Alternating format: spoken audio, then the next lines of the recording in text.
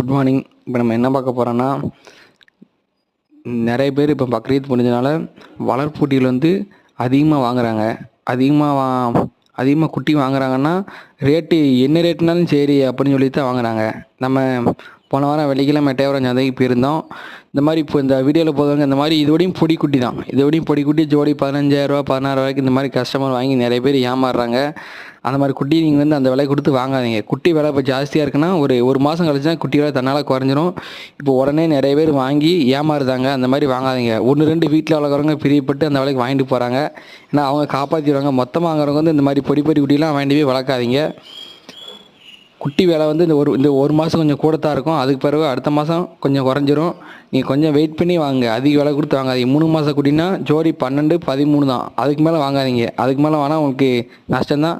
Thank you.